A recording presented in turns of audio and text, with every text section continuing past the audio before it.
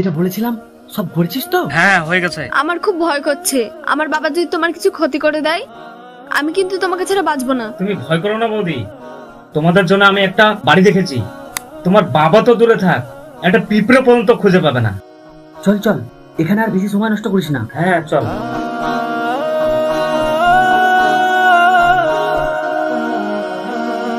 এটা তোদের তাজমহল, ভালো লাগছে তো? হ্যাঁ পছন্দ হয়েছে।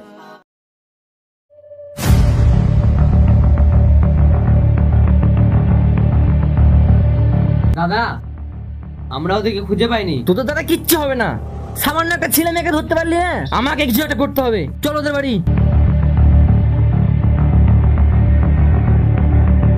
দাদা এই বাড়িটা।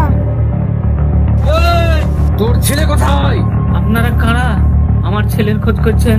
তোর ছেলে আমার মেয়েকে নিয়ে পালিয়েছে, বোন কোথায় আছে? আমার ছেলে আপনার মেয়েকে নিয়ে পালিয়েছে?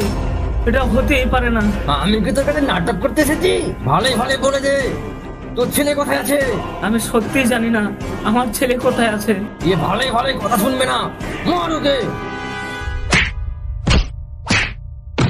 আমি সত্যি জানি না, আমি সত্যি জানি না আমার ছেলে কোথায় আছে।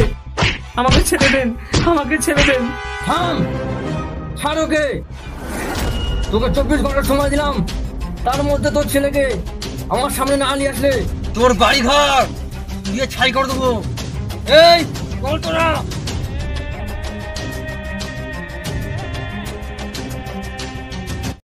আজকের পর থেকে আমাদেরকে কেউ আর আলাদা করতে পারবে না।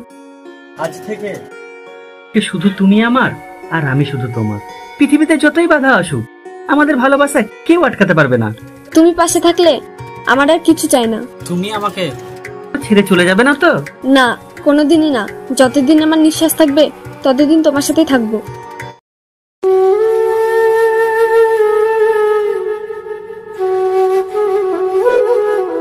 জানি না আমার মেয়েটা কোথায় আছে, কিভাবে আছে। তুমি আমার মেয়েটাকে খুঁজে এনে দাও না। আমি চেষ্টা করেছি কিন্তু কোথাও খুঁজে পাচ্ছি না। দাদা, ওর একটা বন্ধু আছে, ওর কাছে গেলে কিছু জানতে পারবো। ঠিক আছে চল। বল বন্ধু কোথায়? বন্ধু কে? কার খোঁজ করছেন? তোর কাছের বন্ধু পলাশ। ওর সঙ্গে আমার কোনো কথাবার্তা হয় না, জানি না ও কোথায় আছে। তোর কাছের বন্ধু আর তোর সাথে কোনো কথাবার্তা হয় না? মার ওকে, মার, সব বের হবে।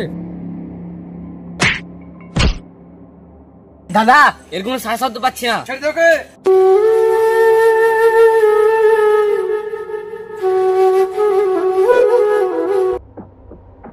যেভাবে হোক ওদের খুঁজে বের করবই।